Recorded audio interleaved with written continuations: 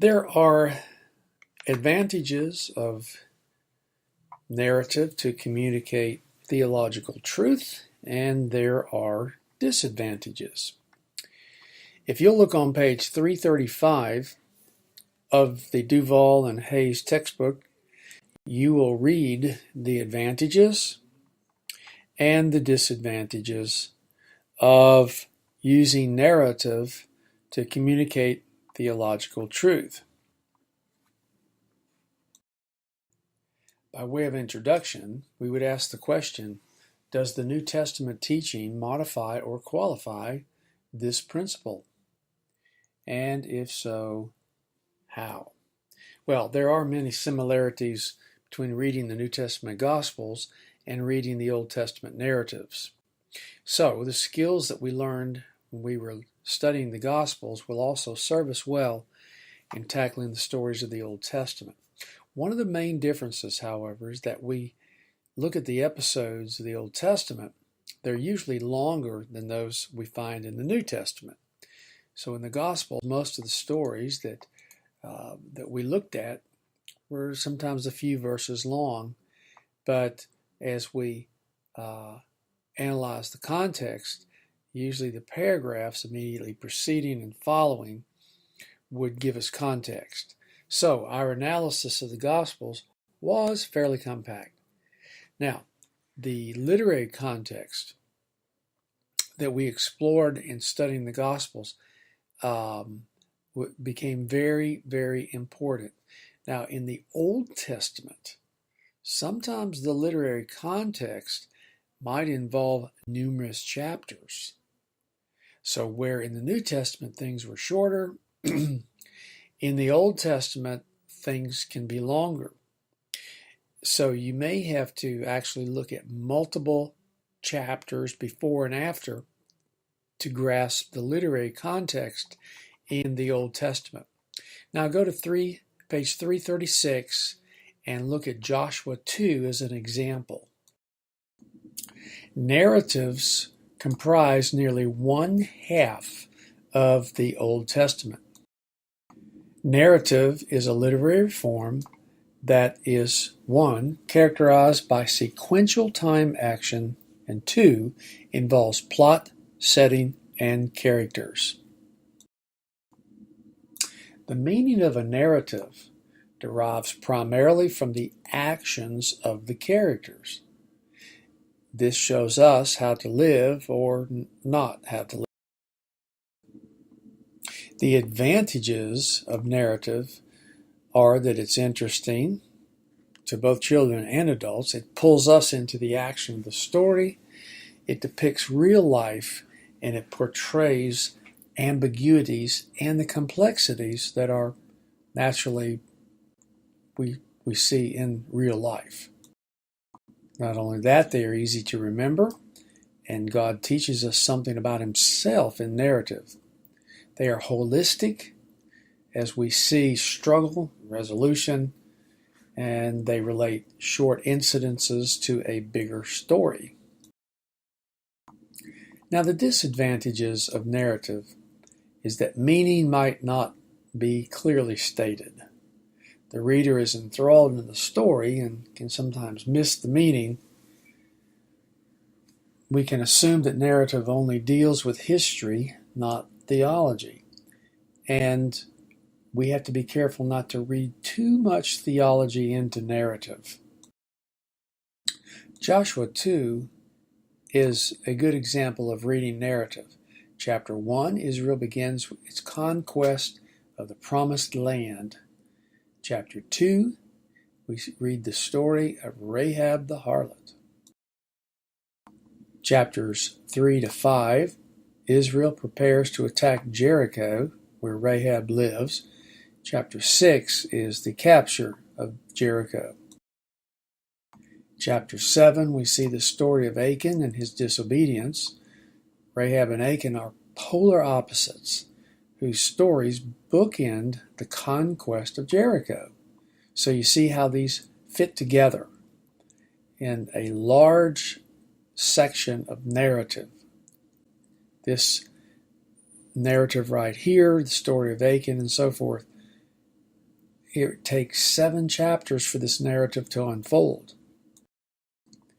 Narrative has a plot. This is a literary feature that organizes the structure and ties the narrative together. The basic features of the plot are exposition, that is, a description of the setting, conflict, it can be internal or external, and then a resolution where the conflict is resolved.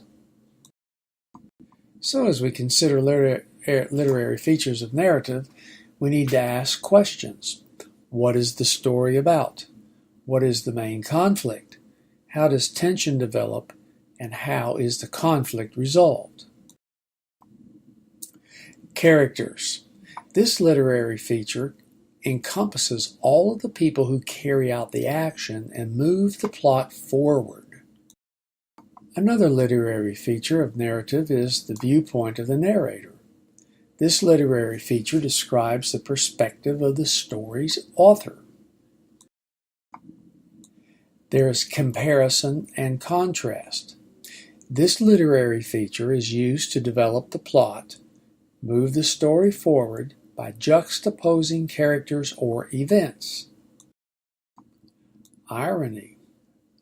This is a literary feature that describes situations where the literal or surface meaning of an event or episode is quite different from the narrator's intended meaning.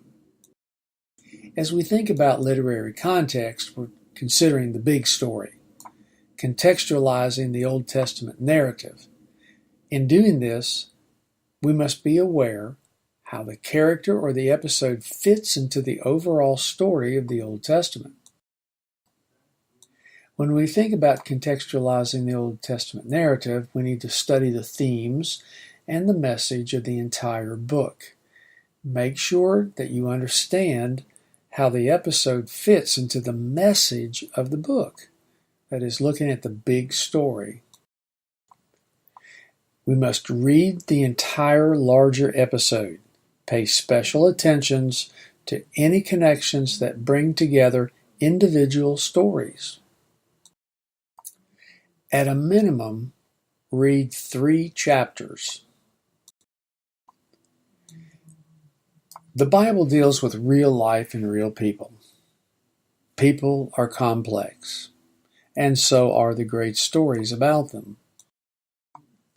Most of the main characters contain a mixture of good and bad traits, and a few characters, emerge squeaky clean.